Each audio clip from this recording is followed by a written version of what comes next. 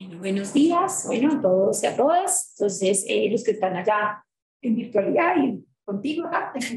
Entonces, bueno, bienvenido. Mi nombre es Laura Ángel, psicóloga estudiante del UASM, de la Canatura Medio Universitario. Y Me presento, mi nombre es Rocío Prieto. Soy también psicóloga de la Canatura del Medio Universitario. Hoy nos acompañan dos practicantes de psicología. Buenos días, mi nombre es Diana y el de mi compañera. Hola, buenos días. Mi nombre es Catalina Guzmán. Nosotras somos practicantes de psicología acá de la universidad.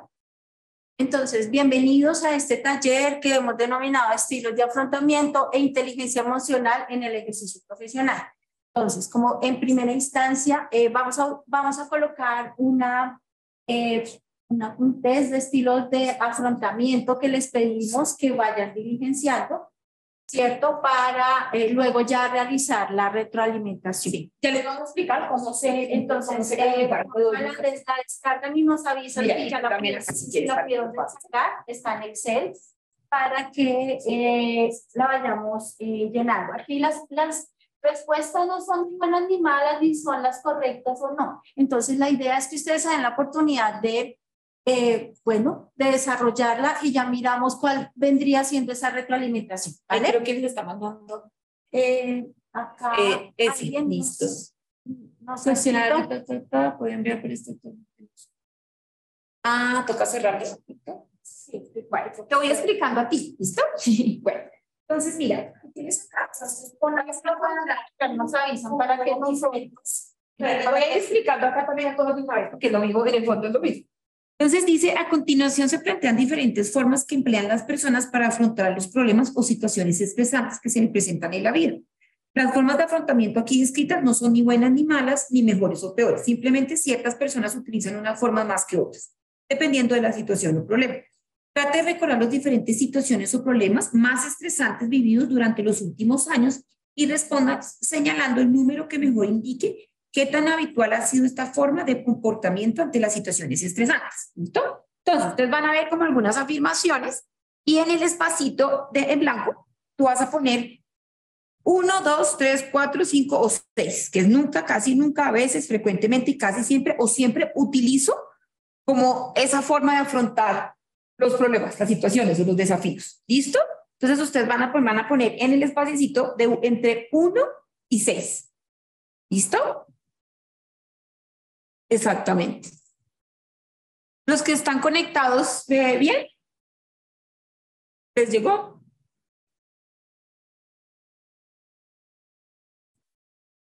Ahí ya creo que les llegó. Si tienen alguna duda, pues pueden escribir por el chat. ¿Listo?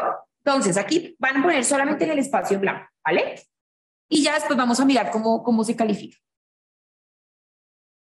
Esta prueba que les permite también que cuando ustedes coloquen el número, ella va sumando como les dijo Laura. Entonces, digamos que por sumar no se van a preocupar, ¿listo?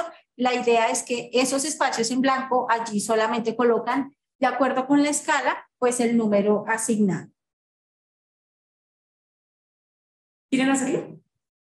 Ay, sí, ya tenemos muchísimas pruebas.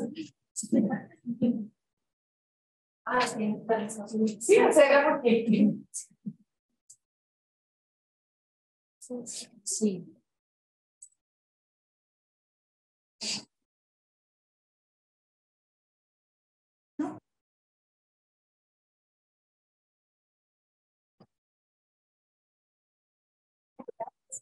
Porque, sí, no, porque básicamente lo que evalúas es, digamos, en este caso, evalúa el factor 2. ¿Sí es? no hace parte del factor 2. Y ahora vamos a ver que son todos los factores que son. Solamente lo pones acá. ¿Listo? O sea, el número, no solamente en sus espacios en blanco. Exactamente. Es como que ustedes cómo lo utilizan, es como la frecuencia. Solamente en el espacio en blanco. Sí, entonces ahora a ti te toca sumar manualmente. Entonces, mira, vas a sumar todos los de, todos, digamos, te toca poner el celular. Entonces, mira, todos los que pusiste en la columna 1 los sumas. Columna 2 y aquí pones los resultados al final del total. ¿Listo?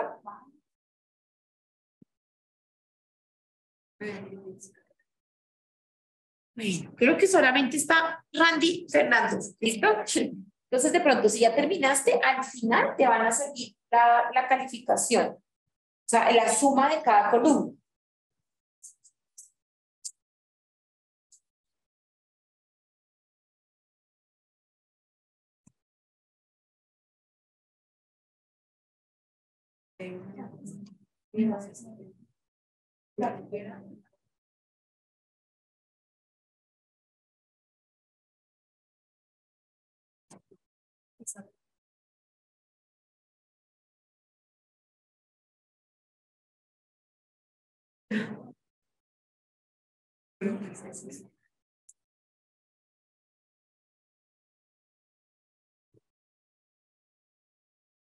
Le preguntamos al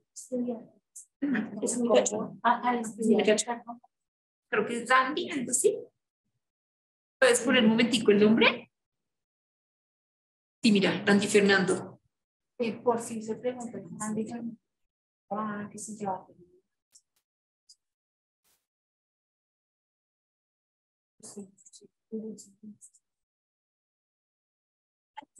Sí, entonces.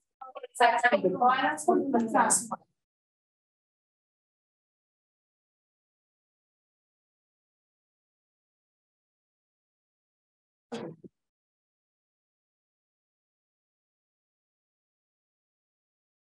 Si quieren, tuvimos como una fachita aquí. En la número, hay una repetida. Entonces, creo que es el valor de. Y sale el valor, ¿no? De la 62. ¿62? No, está bien. 72. Entonces, exacto.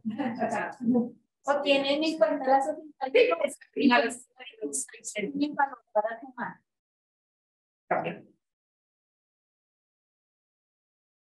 Y solo exacto, eliminan la 61 o la 62.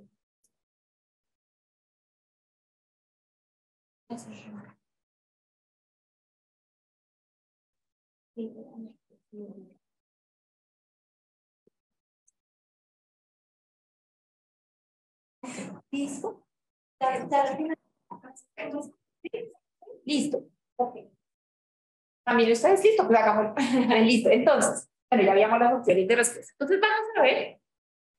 Entonces, tenemos, digamos, cómo se interpretan los resultados. Entonces, vamos a mirar al final en la columna, ¿cierto? En el factor 1, ¿cierto? Entonces, vamos a ver cómo las escalas, ¿cierto? Ese primer factor se llama solución de problemas, ¿sí? Entonces, vamos a mirar cómo, de acuerdo al puntaje, si está entre 24 puntos o menos es bajo, entre 25 y 42 es medio y 43 más es alto. Entonces, cada uno piense en qué está, ¿listo? Entonces, por ejemplo, el punto medio es que uno logra enfocarse en el problema y se orienta a emprender acciones de solución, ¿sí? Si uno lo tiene bajo, es importante uno enfocarse en la solución de problemas. O sea, enfocarse un poquito que a veces no pensamos un poco como cómo encontrar alternativas de solución. Y en 43 puntos más empleas esa estrategia constantemente. ¿Listo? Pues cada uno vaya mirando cómo emplea esta estrategia de afrontamiento. El segundo, búsqueda de apoyo social. Entonces, el punto medio, a veces se busca, digamos como que se busca el apoyo para cuando tenemos dificultades y demás, buscamos apoyo en familiares o amigos, ¿listo? Para solucionar nuestros problemas. Y ahí lo mismo, si es alto, lo utiliza demasiado, o sea, esta estrategia lo utilizo con mucha frecuencia, y bajo, que a veces uno no puede. Es demasiado autosuficiente, digamos.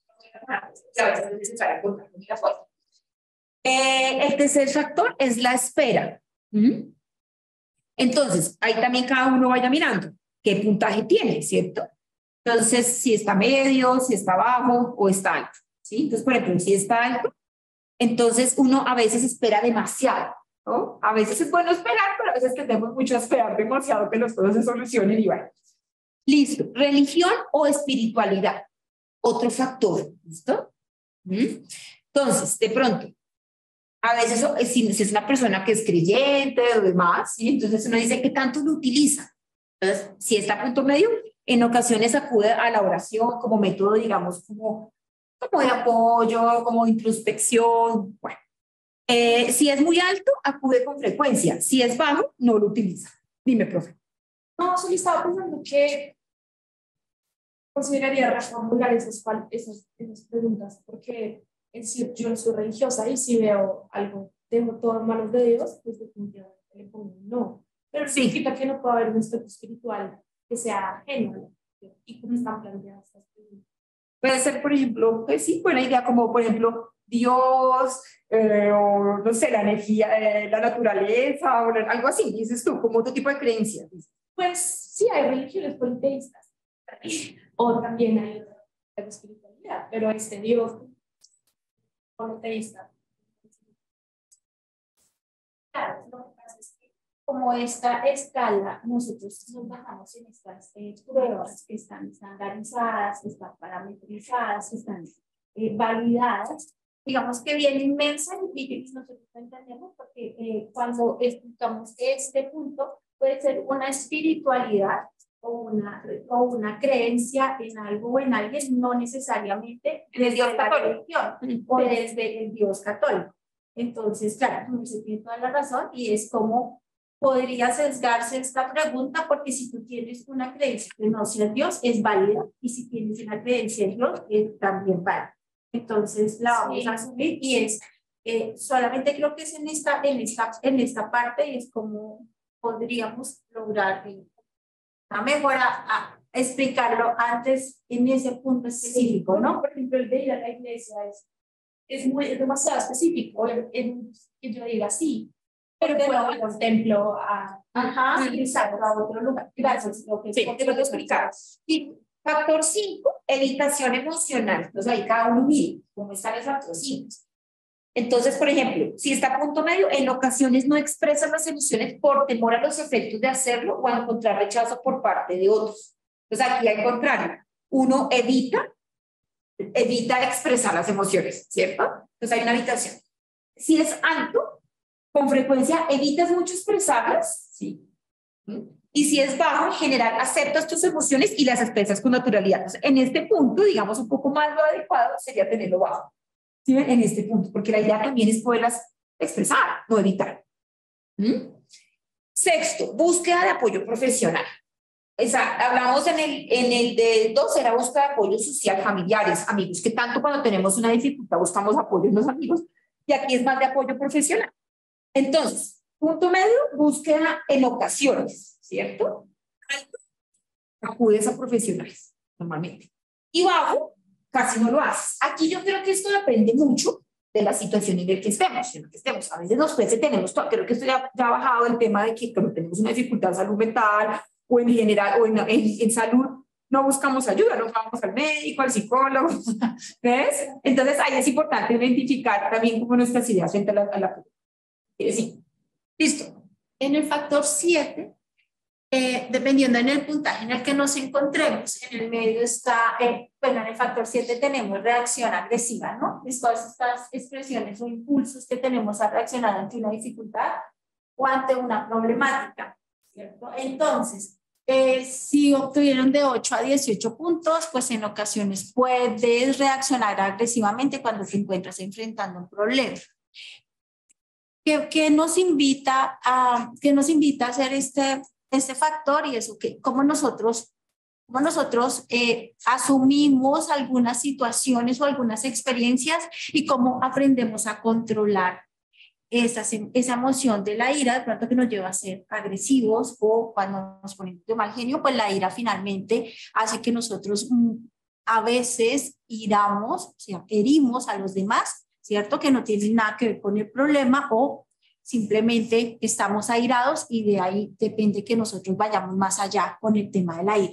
Entonces, 7 puntos o menos, por lo general no reaccionas de modo agresivo, o sea que las personas que tienen menos puntos tienden a ser más controladas ante las dificultades, ¿no? Me bajas esta por Fiscata, es que no te falta. A ver, gracias.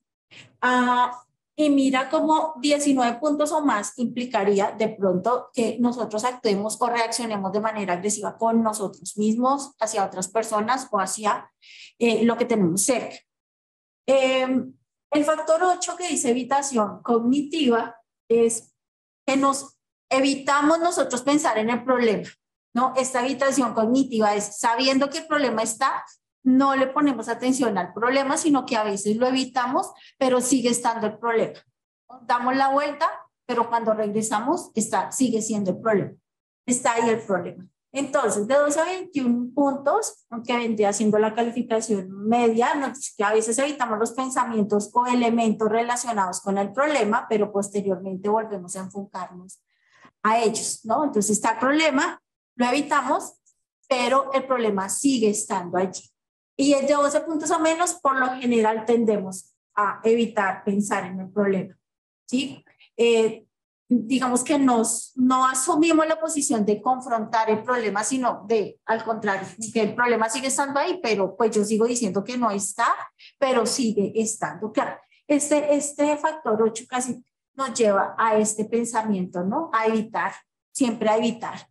Y de 22 puntos a más, nos tendemos como a enfocarnos en otros pensamientos para evitar concentrarnos nuevamente en el problema. Simplemente el problema sigue estando ahí, pero no le damos ninguna solución. Factor 9, reevaluación positiva. Cómo esta reevaluación positiva nos lleva a aprender de las experiencias que hayamos tenido con respecto a ese problema. Aunque el problema es nosotros, ¿qué hacemos con el problema? ¿Lo dejamos allí o le damos otra resignificación para aprender de lo que ha pasado? Entonces, a eso nos llama este factor 9. Entonces, quienes tuvieron de 14 a 24 puntos, que es el nivel medio, podemos encontrar algunos aspectos positivos en medio de esa situación difícil, ¿no? ¿Cómo nos llevamos nosotros a pensar? ¿Este problema es tan grande como nosotros lo miramos, de esa magnitud en ese momento determinado? ¿O podemos decir que aprendimos algunas cosas de este problema que nos lleva a mirarlo desde otro punto de vista? 13 puntos o menos, cuesta encontrar aspectos positivos, ¿no? Entonces, cuando nos narramos, dicen, no, terrible, todo lo malo, todo lo feo, y como que nos quedamos allí, ¿sí? Pero resulta que hay otras posibilidades, entonces como también nos implica que en ese momento, cuando aparentemente acá tenemos 13 puntos o menos, miramos desde una parte negativa al problema.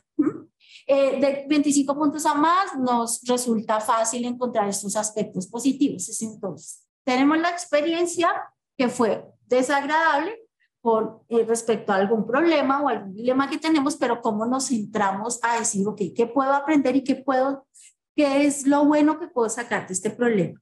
¿Sí? Todos tenemos problemas y dificultades en la vida. A nivel laboral también está el confrontarnos o el afrontar, entrar a una pasantía o a unas prácticas, pues nos genera muchas emociones. Entonces, ¿cómo nosotros somos capaces de autorregularnos para encontrar lo positivo que nos vaya a pasar en el ámbito laboral? El factor 10, expresión de la dificultad de afrontamiento. No asumimos estas emociones como que no las identificamos, por lo tanto se nos dificulta un poco afrontar lo que nos pasa o comprender lo que nos está pasando en cierto momento para llegar a resolver el problema. En la parte laboral, en las pasantías, uno de los problemas que hemos identificado con los chicos de pronto que han estado en consulta y es, ok, mi jefe me dijo, o sea, las múltiples tareas que tienen que hacer, no saben cómo afrontarlas, ¿sí? Y resulta que lo vuelve, digamos que sí, la persona lo vuelve un problema y resulta que no tienen esa facilidad para afrontar como, ok, ¿qué puedo hacer en este momento? Entonces, ¿quién es? Para expresar que tiene la dificultad, sobre todo, ¿no? Es como decir Exacto. que tengo una dificultad, entonces una vez tengo que decir, tengo una dificultad, la expreso y busco ayuda y busco alternativas. Es decir, tengo un problema. Es como hablar con los que hablar de que tengo que no la sé, que no sé qué hacer.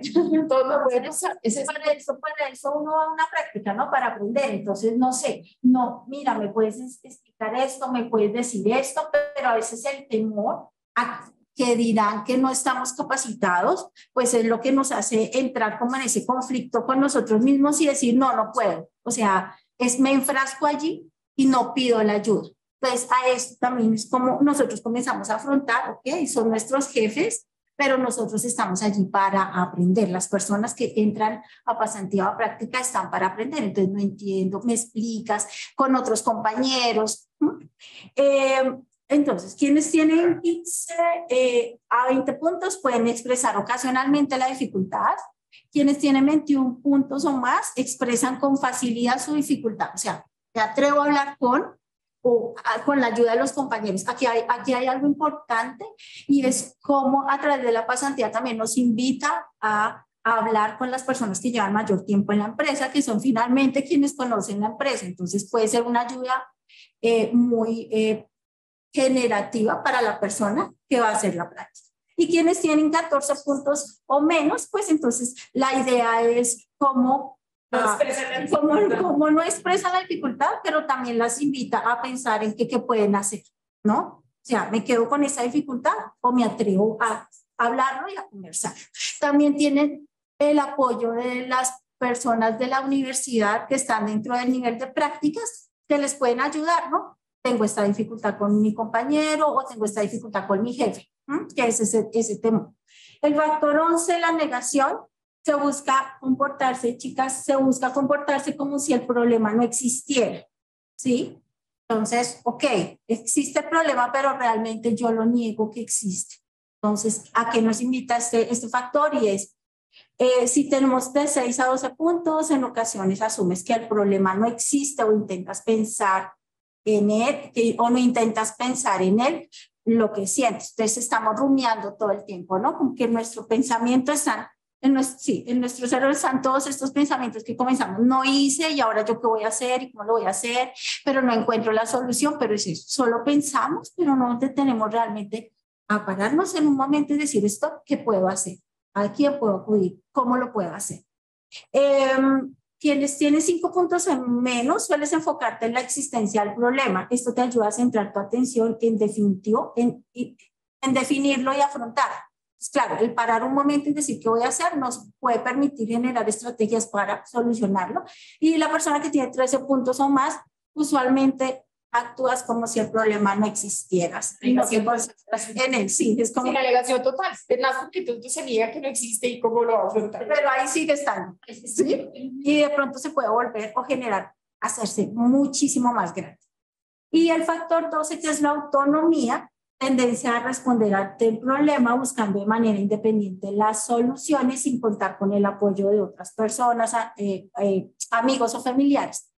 ¿A qué nos lleva este factor? Y es, ok, si yo tengo un problema y a veces me creo como, ok, entro por primera vez a hacer mi práctica empresarial que nunca la he hecho, pues porque estudio y me estoy preparando, pero aquí es, la autonomía sirve, claro que sí, pero no conocemos todo el mecanismo de la empresa para decir que ya vamos a solucionar el problema, ¿sí? Entonces, a veces, cuando nosotros creemos que lo que estamos haciendo, mejor dicho, está súper bien, resulta que nos dicen que eso no es así y es cuando nos frustramos ante la situación, ¿sí? Entonces, claro, la autonomía sirve, sí, la autonomía nos sirve para decir, ok, me equivoqué, ¿cómo lo resuelvo? Ah, es que están las otras personas que me pueden ayudar a solucionar. Experiencia. Entonces, es como llamado a eso. Entonces, sí, claro, somos autosuficientes, somos autónomos en algunos aspectos de nuestra vida. Mientras llegamos a las prácticas, allí también vamos a generar otro proceso de autonomía, otros procesos de afrontamiento, otros procesos de ser autosuficientes, pero eso va siendo paso a paso. Entonces, ¿Ya vas a estar a tu práctica? Semestre. Ah, bueno, por eso te digo. Sí. ¿Sí? De 5 a 10 puntos a veces puedes acudir a otros para resolver un problema, en otras ocasiones tienes actuaciones en solitario, ¿no? Como yo, sí, yo como que digo, wow, es que yo quiero figurar aquí en la empresa, entonces yo soy el superpoderoso, todo lo sé, y resulta que es llevarnos a decir, ok, es que estoy aprendiendo, yo no me sé todo, y bueno, esto es un... Yo también puedo decir por mí, creo que es como equilibradito, ¿no? Es equilibrado, no necesariamente necesito buscar ayuda, pero también hay cosas que yo también puedo determinarme y decir por mí. ¿Sí? Es como, para mí es como equilibrado, la autonomía, pero también buscar ayuda cuando se necesita. Pero a veces también quiero que pasas al otro lado todo el tiempo buscar ayuda cuando yo sé que puedo hacerlo y ser independiente. Es como siempre es como equilibrado. Exacto, Laura. Y quienes tienen 4 puntos o menos suelen acudir a otras personas con frecuencia para encontrar la solución al problema. La idea es hablarlo, la idea es conversarlo y no quedarnos con ello ahí guardado. Y de 11 puntos o más, en general tiendes a actuar tú solo para enfrentar y resolver tus problemas. Hemos escuchado chicos en consulta como que se acostumbran a solucionar todo en su vida solos, ¿no? Como que vienen con un proceso desde, puede ser a veces desde la infancia, que también les permite generar, digamos, como esa mentalidad o lo que han vivido cuando ya llegan también a su vida, a su vida, a su vida profesional, y no está mal de ninguna manera, sino que hay cosas que, como decía Laura, nos permiten hacer a nosotros autónomos en las prácticas, pero hay otras situaciones que no nos permiten ser autónomos y tomar decisiones. Eso se va aprendiendo a través de la vida laboral o de la vida profesional. Entonces, esa es como la invitación de este. Lo que dice, la idea es poder tener varias estrategias de afrontamiento, ¿no? No que hace uno solamente así, la idea es uno poder tener buenas estrategias. Entonces, ¿qué es el afrontamiento? ¿Sí? Es definido como un conjunto de estrategias cognitivas y conductuales que la persona utiliza precisamente para generar esas, ¿qué hago frente a esas demandas internas y externas, cierto? Que a veces siento que son excesivas, hay dificultades, un reto, es un desafío. ¿Y qué hago? ¿Con qué recursos cuento y cómo lo puedo afrontar? Eso todos tenemos recursos. Y la idea es uno tener más recursos. Entre más recursos tengamos, mejor. Y recursos positivos y funcionales. ¿Listo?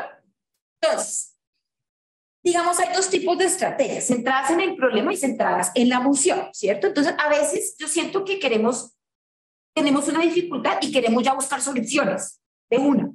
Y creo que importante es uno primero gestionar la emoción, ¿sí? Porque todo lo que nos pasa generan emociones. Entonces, uno déjalo un poco o niega la emoción o la reprime. ¿Y qué pasa? Entonces, queremos ya solucionar, no, hay que primero un poco centrarnos, un poco primero gestionar nuestra parte emocional, ¿cierto? Porque todo lo que nos pasa nos genera frustración, tristeza, rabia, no sé, desagrado, ¿sí? Muchas emociones que uno dice, la dejo ahí y tengo que ya solucionar. Gestionemos primero la emoción y cuando ya la gestionemos, vamos a tener de pronto como más conciencia, ¿cierto? De poder, digamos, solucionar como los desafíos y los retos. Además, que con lo que Laura dice, es también como nuestras decisiones, nuestras actitudes y nuestros comportamientos en la empresa o en nuestra vida profesional, ya sea independiente, va a, digamos, como va a afectar a todos los que están con nosotros alrededor, ¿sí? Sí. Entonces, no significa que no nos podamos equivocar, no, porque para eso estamos aprendiendo, simplemente que como nosotros aprendemos a afrontar los problemas y también cómo nuestras emociones vienen a jugar acá, es que afecta a todo el equipo con el que nos vamos a encontrar. Listo. Bueno, entonces aquí tenemos como tipos de estrategias de afrontamiento, como los diferentes que dirigidas, o sea, como los tipos de estrategias de afrontamiento. Entonces, dirigidas a la resolución de problemas, ¿cierto? A la que implica relación con otros y algunas que son improductivas. Entonces, una estrategia de afrontamiento es que yo tengo una dificultad, voy y me emborracho. ¿Sí? Pero no es una estrategia de afrontamiento adecuada, digamos, no es funcional, ¿sí? O ignorar el problema, ¿sí? O totalmente negarlo, no está pasando nada, no lo afronto y lo niego completamente y no lo afronto. También ser ideal, o sea, a veces sentimos que a veces ponemos en una magnitud grandísima los problemas, sentimos que no tienen solución, o al contrario sentimos que no son tan graves y a veces hacemos como hacernos como hacerse ilusiones o hacerse como que es algo que se va a solucionar solo, y a veces sí nos toca obviamente nosotros. Reducción de la atención es lo que les decía, pasa mucho. Entonces sí, estamos en el mundo académico y profesional, entonces tenemos una dificultad grande y lo que hacemos de pronto es lo que les digo, salir y reducir la atención con cosas que nos terminan haciendo daño. Comer en exceso, consumo de sustancias psicoactivas, y de las que son, digamos, en solución del problema, que son buscar actividades relajantes. Es importante uno enfocarse en la solución de problemas, es cierto, pero tampoco obsesionarnos con el tema y también a veces tenemos que buscar sitios o como hábitos o actividades que nos permitan también relajarnos, ¿cierto? Implica acciones, trabajar intensamente como en la solución del problema. Hay una distracción que es adecuada. Por ejemplo, tenemos una situación que está difícil, tenemos que solucionar, pero de pronto necesitamos un poco descargar la emoción, hacemos una actividad física o algo que nos permita un poco como descargar, fijarse en lo positivo, concentrarse en resolver el problema, ¿cierto? Y en la que implica a nosotros es lo que hablamos espiritual, religioso, independientemente de lo que creamos. Invertir en amigos, buscar ayuda profesional, ayuda social, ¿sí? O a veces la acción social. Entonces pienso yo que cuando uno está difícil, por ejemplo, si ustedes hay otros compañeros que están en el momento o cuando yo no hice su día laboral, hablar con nosotros. ¿Cómo están ustedes? ¿Qué estrategias han utilizado? Cuando uno habla con los pares que están viviendo una misma situación, las otras personas te pueden dar estrategias y formas de afrontar las cosas difíciles, claro. ¿Sí? Entonces es importante uno decir, uno a veces siente que uno es el único que tiene problemas. A mí dicen los estudiantes, muchos que yo soy el único que me va mal en esta materia. Yo le digo, no, soy el único que estoy teniendo miedos o frustraciones por empezar una pasante. No, todos están en lo mismo. ¿Qué has utilizado tú? ¿Qué te ha servido? Listo. ¿Algo más que decirlos? No. Listo. Sigamos. Listo. Entonces aquí, ¿cómo la vamos a conectar? Entonces quiero que aquí, para que pasa con las chicas, es conectar la importancia de que con esas estrategias de afrontamiento que en la vida podemos utilizar en nuestra vida académica, profesional, demás, es importante también cómo vamos a utilizar la inteligencia emocional para tener herramientas precisamente para enfocarnos en cómo podemos gestionar la emoción que nos generan estos desafíos. ¿Listo? Pues adelante. Bueno, ya respecto a la inteligencia emocional, si bien sabemos que los conocimientos técnicos, la experiencia son muy importantes, las habilidades blandas como la inteligencia emocional son habilidades muy buscadas por las empresas en los profesionales. Es un factor que marca la diferencia en el bienestar individual, colectivo y también en la producción laboral como tal, que pues también es muy importante. Bueno, entonces acá tenemos a Elon Musk, que afirma que poseer inteligencia emocional es un aspecto fundamental para liderar con éxito. Por otra parte, también tenemos a la exdirectora ejecutiva de Pepsi, que pues ella solía tener actos de gratitud, de lealtad, de humanidad con sus empleados. Incluso una vez mandó una nota a los padres de los ejecutivos, agradeciéndoles por su labor en la empresa. Esto hizo que ella tuviera una aprobación del 71%. Y también paralelamente se aumentaron las ventas en un 80% en los últimos 12 años. Bueno, entonces acá en la universidad sobre todo nos basamos en la definición de inteligencia emocional, que habla de 4 fases, por así decirlo. La primera es la percepción, en donde pues se identifica primero que todo la emoción, se valora y se expresa. Buenos días. Bueno, estos autores también nos van a hablar de otras ramas en donde nos van a decir que además de percibir esas emociones que sentimos frente al caso que ahorita tienen ustedes, que es las prácticas que se acercan, entonces es percibir esos miedos que tienen, esas inseguridades. Luego de tener esa percepción, ellos nos hablan de una facilitación. Esa rama o esa capacidad que tienen los estudiantes y todos nosotros de pronto de generar esos sentimientos, de poderlos expresar de alguna manera, es lo que nos van a mencionar estos autores. La tercera habilidad o capacidad tiene que ver con la comprensión de esas emociones. No solamente comprender la emoción que estoy sintiendo yo, sino también la comprensión que hago yo de los sentimientos y de las emociones que pueden tener los que están alrededor mío. Recordemos que cuando entramos a una práctica no vamos a estar solos, sino que vamos a estar interactuando con otras personas. Entonces es muy importante leer lo que está pasando con las otras personas y lo que está pasando conmigo y cómo yo comprendo esas emociones, tanto de los demás como de las mías. La habilidad para regular las emociones, esta última fase, hace referencia a cómo yo puedo modular lo que yo siento sin dejar que se desborden las emociones. Entonces ya las estoy percibiendo, ya estoy haciendo una comprensión de lo que me está pasando. Ahora, ¿cómo hago para que no se vaya a desbordar esa emoción, sino para modularla tanto en mí como en los demás? Muchas veces podemos enfrentarnos a una situación en donde podemos vernos afectados, agredidos. ¿Cómo lo vamos a regular? ¿Cómo lo puede generarme a mí algo de incertidumbre, de rabia? Entonces, ¿cómo modulo yo esa rabia? ¿Cómo le hago entender a la persona también? Porque con mi acción puedo hacer que la otra persona también module su comportamiento. Entonces, si estoy muy rabioso, la idea no es ir a gritar más, sino decirle de la mejor manera, o sea, una comunicación asertiva y decirle, qué pena, creo que no es la mejor manera de decirlo, sé que hay una falla, entonces, ¿cómo yo modulo mi emoción y cómo hago que la otra persona también module su emoción? Sí, y creo que también respecto a estos dos, al segundo, a la tercera fase de facilitación y comprensión, es muy importante que de pronto entendamos que primero no hay emociones ni buenas ni malas y que si están ahí es porque tienen una función biológica, una función adaptativa, y también de pronto su influencia en nuestra cognición, en nuestros pensamientos, eh, y sobre todo identificar de pronto esta función, si estamos enojados, ¿por qué?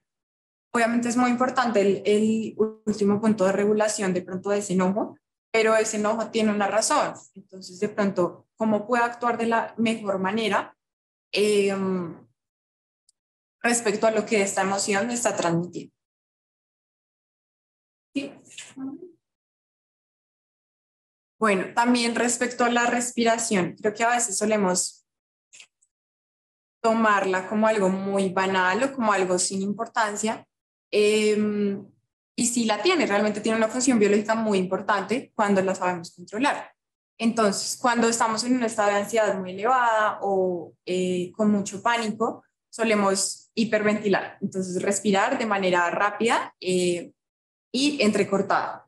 Entonces, esta respiración tan agitada es muy poco eficiente porque no permite el intercambio adecuado, el intercambio gaseoso adecuado. Entonces, ahí es cuando aparece esta sensación de ahogo, de taquicardia, de calor y otras funciones activadas por el sistema nervioso autónomo. Entonces, todas estas sensaciones hacemos que de pronto nosotros interpretemos esta situación como algo catastrófico. Y bueno, acá les traemos como de pronto una técnica que podemos usar, que es muy sencilla, pero realmente es muy efectiva. Bueno, a veces, no sé si de pronto se han percibido cómo respiro. A veces lo hacemos como tan automático que no nos damos cuenta si respiramos o no, si como que tal vez si nos falta diríamos, uy, de pronto me siento ahogado. De pronto en esas situaciones que decía Catalina, en donde sentimos miedo, pánico, es que nos damos cuenta que estoy respirando más rápido, pero generalmente como que es algo automático, entonces respiramos. Hoy vamos a dar cuenta que respiramos. Entonces vamos a hacer un ejercicio ahí, nos vamos a sentar muy bien. Y el ejercicio se trata de que vamos a hacer mentalmente un cuadrado. Entonces, por cada lado que vayamos haciendo, vamos a contar hasta 3, inhalando, hasta 3. Mentalmente vamos a contar, o si quieres, Cata, ¿cómo nos ayudas a contar hasta 3? Sí. Entonces, al sonido, vamos a cerrar los ojos y al sonido del conteo de Catalina, vamos a hacer el ejercicio de hacer cada borde del cuadrado, inhalando hasta 3. Cuando lleguemos a 3, soltamos también hasta 3. ¿Listo? Entonces vamos con el primer lado. Inhala. 1, 2, 3. Soltamos también en 3. 1, 2, 3. Vamos con el segundo lado. Inhala. 2, 3. Soltamos en 3. 1, 2, 3. Vamos con el otro lado. 1, 2, 3. Soltamos. 1, 2, 3. Inhalamos en el último lado. 2, 3. Y soltamos. 1, 2, 3. Perfecto. Gracias por colaborarnos. ¿Qué les pareció la respiración? ¿La sintieron? Se siente diferente. Y nos va a ayudar a regular mucho esa emoción de miedo. Necesariamente uno pensaría que alguien lo está observando, pero lo pueden hacer con los ojos abiertos cuando tengan esa tensión de miedo, de pánico. Entonces lo hacen mentalmente, van dibujando, van contando, y cuando se den cuenta, no es que se elimine por completo el miedo o lo que sintamos, sino que disminuye. Si estábamos en un nivel 10, puede quedar en un nivel 5 o 6, quiere decir que bajó un poquito. ¿Ok? Quiero aportar algo a esta parte de regulación de emociones, y es, claro, nos permitimos regular la emoción a través de la respiración, pero también digamos que hay otras técnicas que se pueden utilizar para regular las emociones, ¿no? Hablábamos de, por ejemplo, hacer deporte, hablábamos de, no sé, si nos gusta ir a la parte cultural, a eventos de cultura, lo podemos hacer. Y la idea es que con lo que nosotros creamos que nos sentimos bien regulando la emoción, lo vamos conociendo, ¿sí? Siento que la respiración es súper importante, es como ese paso uno para regular las emociones muy intensas, como la ansiedad, cuando tienen temas de ansiedad, ¿sí? O cuando ya está desregulada, pues nosotros a veces también, así se demora un poquito, pero siento que es importante. Pero hay otras técnicas también para La concentración los sentidos, también. Por eso es que primero tenemos una situación difícil. Paremos, hagamos como un stop. Creo que la respiración también nos hace decir, primero, porque nos oxigenamos, y segundo, hacemos como que nos concentremos en nuestra propia respiración, nos oxigenamos y obviamente podemos tener un poquito que entramos un poquito más en calma, como ya tomar decisiones, ¿no? Un poco como más.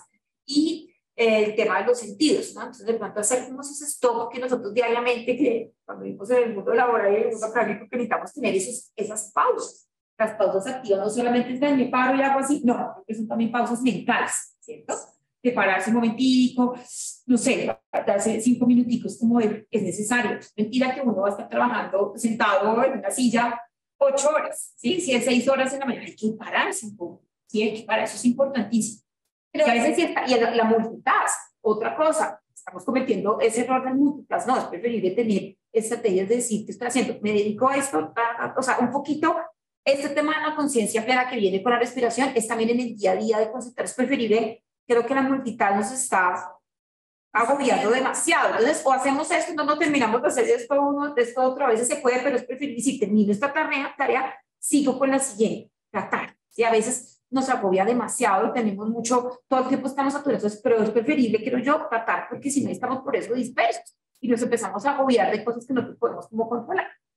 Pasa algo en las prácticas y es que, claro, comienzan a tener una experiencia laboral y pues, bueno, nosotros que ya lo hemos experimentado, pues, la labor, la tarea, En la cámara, no sé si podrían, es que si no o sea, se está viendo lo que está allá, que es, ¿no? la labor, digamos, la labor de todos los días, pero a veces hay más trabajo, ¿no? Entonces, ¿cómo se organiza la persona para lograr llevar a cabo sus tareas sin que se sienta asfixiado? Y esto que decía Laura, no tomarnos un espacio para organizarnos, un espacio para pensar. Entonces, es importante. ¿Sigo? Sí, por favor. Bueno, porque es importante la inteligencia emocional en la vida profesional. Entonces, ya una vez, como hablamos, como lo dijo Laura, primero es necesario autorregular nuestra emoción para de pronto tener una capacidad reflexiva más grande, más objetiva y analizar la situación de una mejor manera. Esto nos ayuda a tener ciertos beneficios como menor estrés laboral, menor probabilidad de burnout. La persona también es más colaborativa, más participativa, de pronto resalta mucho más en el ambiente laboral, tiene mejores relaciones interpersonales y en general es mucho mejor tener inteligencia emocional a no tenerla porque el equipo y la empresa funcionan mejor. ¿Sigo? Sí, por favor. Bueno, pues se puede hablar de la importancia de eso. Bueno, en cuanto a las habilidades que uno adquiere cuando tiene la inteligencia emocional, está la comunicación asertiva. Entonces, la comunicación tiene como unos tipos, ¿no? Entonces, vamos a encontrar la pasiva, en donde la pasiva es cuando la persona se calla todo. Deja que pasen por encima de ella, pasan por encima de sus derechos, de sus necesidades, y ella se queda callada. Hay otra que es como los bordes, ¿no? Como los límites. Entonces está la pasiva por acá y la agresiva por el otro. La agresiva es donde yo digo las cosas como me salen, no me importa. Yo digo las cosas pasando por encima de los derechos de los demás porque prima solamente mis derechos sin tener en cuenta a los demás. Y la que está en el centro, que está como mediando entre no voy a dejar que vulneren mis derechos, pero tampoco voy a dejar que pasen por encima de los derechos de los demás, es la comunicación asertiva. Esa comunicación es donde manejamos un buen tono de voz, podemos decir lo que sentimos, esperando el momento apropiado, no en el momento en que estoy furioso y mi emoción de rabia está en 10, sino puedo modularme y puedo así en ese momento expresar qué es lo que me está pasando. La conciencia social, entonces, hace referencia a que soy consciente de la otra persona. Soy consciente de que no trabajo solo, sino trabajo en un equipo, de que hay otros compañeros que también pueden tener una necesidad y puedo ser empático con ellos. Puedo mirar si de alguna manera puedo aportar al bienestar de los demás y de esa manera ser consciente de los demás.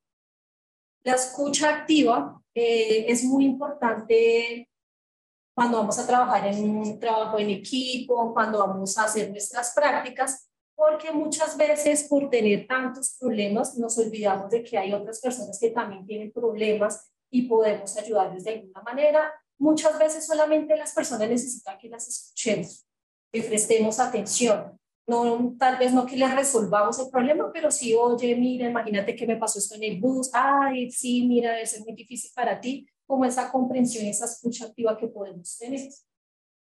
La flexibilidad y resiliencia hace referencia a que dentro de la práctica laboral vamos a tener muchos desafíos. ¿Cuáles van a ser esas soluciones que podemos aportar para resolver esos problemas? ¿Será que tenemos esa suficiente resiliencia como para enfrentarnos a algún desafío? Porque la práctica ya genera un desafío. ¿Cómo vamos como a presentarnos dentro de la práctica cuando se nos presente alguna dificultad?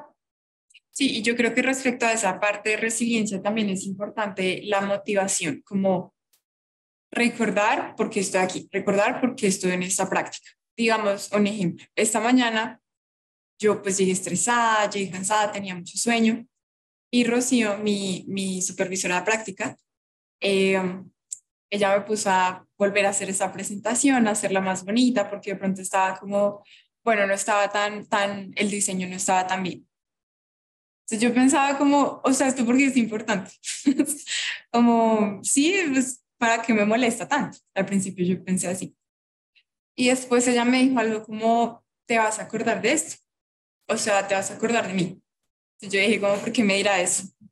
Y luego dije como, pues es que es importante. O sea, ella tiene algo para enseñarme. Yo estoy aquí aprendiendo como practicante y es importante la presentación personal que uno da como a los demás. O sea, eso es importante porque sea unanimidad para mí, una presentación y ya. Pero no, o sea, es importante y mi objetivo acá es aprender. Entonces, de pronto también esa capacidad de resiliencia, tuve una emoción, no estuve de acuerdo con esto, pero pues encuentro de nuevo mi objetivo y como que listo, sigo adelante. La flexibilización, o sea, un poco porque Sí. las cosas a veces queremos que sean así, el mundo y no estoy previstos, o sea, nos vamos a encontrar con muchas cosas que podemos controlar, pero muchas cosas que hacemos o nos resistimos a los imprevistos, o ¿qué hacemos, no? Nos adaptamos un poco ¿cierto? Todo el día a día, una vez se siente que va a ser así, cada día tiene un montón de cambios y nos toca adaptarnos a eso que trae, ¿no? La flexibilización, no solamente de la persona que está haciendo la práctica, sino también como supervisión de práctica, es como jugamos en ese entorno de, ok, pues uno tiene la experiencia, digamos, pero pues ellos están aprendiendo, también es mi flexibilidad a decir, ok, de qué manera le enseño de una buena manera. Y también aprendemos de ellos, es un aprendizaje mutuo. Creo que es un buen ejemplo. Claro, y personal, total. También Y nos permite ver que cuando vamos a un campo de prácticas hay unas exigencias que nos van a exigir. Pero si nos vamos a enfrentar a unos modelos, a un cambio de ambiente, de exigencias, entonces, ¿qué tan resilientes vamos a ser frente a esos cambios? ¿Cómo estamos en esa área? Manejo del estrés, súper importante saber manejar el estrés, saber tener tiempos adecuados, respetar esos tiempos de práctica y respetar también esos tiempos de hacer otras actividades que nos permitan como estar no tanto en la parte académica, sino también esos espacios que nos permitan respirar un poquito, que nos permitan descansar. que nos permitan conectarnos con nosotros mismos para que nuestros niveles de estrés no estén tan elevados. Porque sí vamos a tener estrés, pero el problema es cuando lo dejamos avanzar y se vuelve una bola gigante que es el estrés negativo. El estrés negativo. Que no es el estrés normal que todos tenemos, que nos toca tener estrés un poco para responder. El estrés esté mal en sí, que nos toca responder de modo.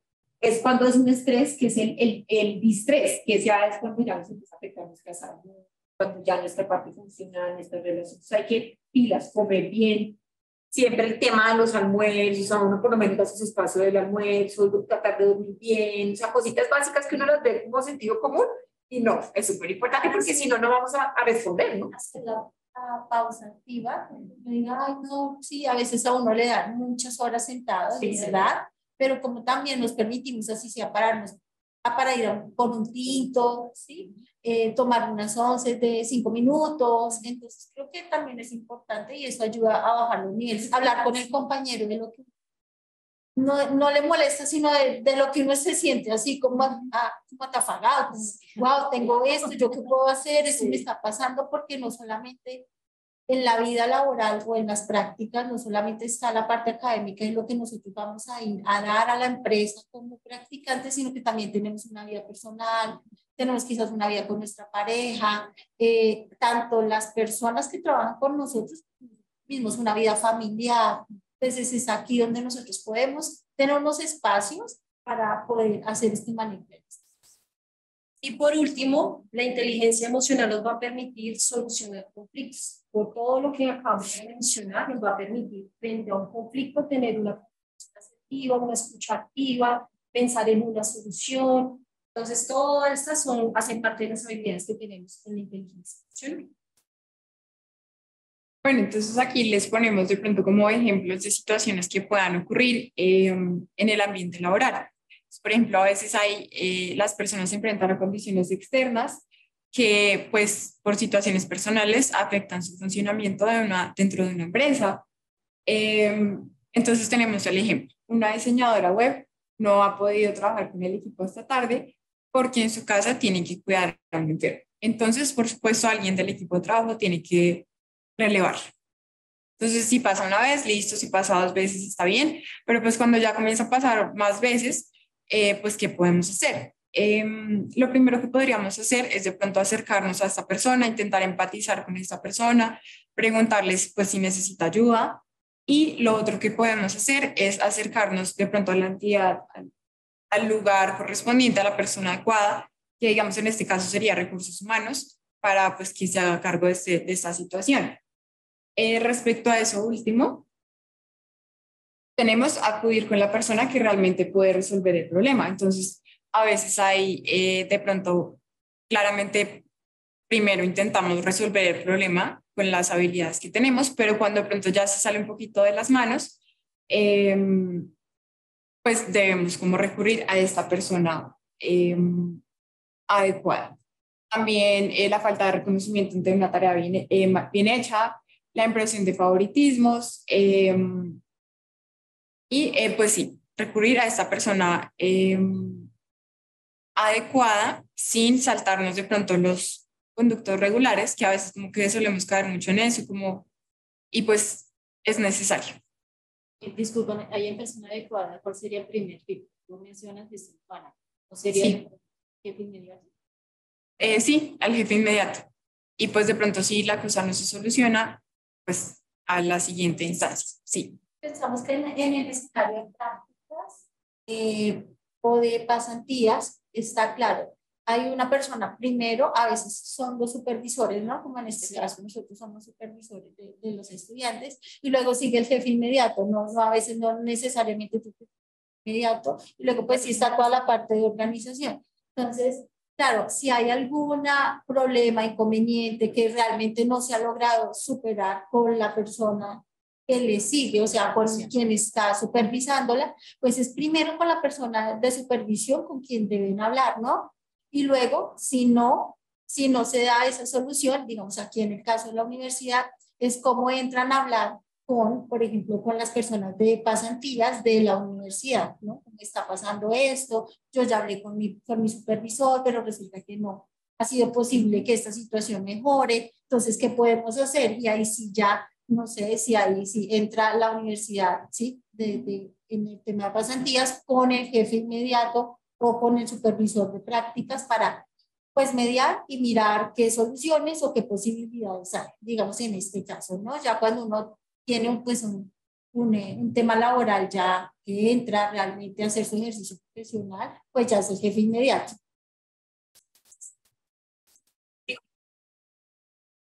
Y por último, tenemos de pronto la aceptación de que a veces cometemos un error, pues porque puede pasar, somos seres humanos, porque estamos aprendiendo, sobre todo en las pasantías. Entonces sí, a veces de pronto no habrá como un ambiente laboral muy sano desde el inicio, hay cosas que no dependen de nosotros, pero de nosotros sí depende. De pronto podemos dar el primer paso para que esas relaciones mejoren un poco. Sobre todo respecto a la resolución de conflictos que hablaba Diana hace un momento, sí es importante, aceptar pasó algo acá, pero más allá de eso, más que quedarse en eso que pasó, ¿qué acciones puedo tomar para solucionar eso? Acciones en concreto, acciones de pronto inmediatas, si es posible. También respecto a la comunicación asertiva que hablamos durante todo este taller, Diana tiene una técnica que me parece muy útil. Sí, entonces la técnica se llama el sándwich. Yo creo que va a ser muy fácil de acordarnos por lo del sándwich. Entonces, ¿cómo llegar a esa comunicación asertiva? Yo después lo pensé y dije, no es tan fácil. Entonces encontré esta técnica de comunicación asertiva. Entonces, en la primera parte del sándwich vendría como ese halago. Pensémoslo así como algo especial que quieras decirle a esa persona. Y voy a poner un ejemplo para que sea más claro. El centro sería la crítica que yo quiero hacer o lo que de pronto me disgustó. Y por último, puede ser algo propositivo que tú des frente a esa crítica que estás haciendo. Porque si, digamos, algo no me gustó y yo lo quiero decir de la mejor manera, pero no tengo esa habilidad y voy de una vez a decir mi crítica o lo que no me gusta, pues de pronto no es muy bien recibida. Entonces, esta técnica, voy a poner un ejemplo, y es que, digamos, mi mejor amiga me invitó a ver una película de terror. Entonces, a mí no me gustan las películas de terror. Por lo tanto, pues no voy a ir a algo que no me gusta. Entonces, ¿cómo decírselo a la mejor amiga? Entonces, el halago, el primer punto sería como, mira, muchas gracias por tenerme en cuenta, yo sé que tenemos muchos años de amistad, muy linda tú que me hayas invitado, pero sabes que las películas de terror no me generan pesadillas, entonces, ¿qué te parece si buscamos a otra persona para que vayas con ella?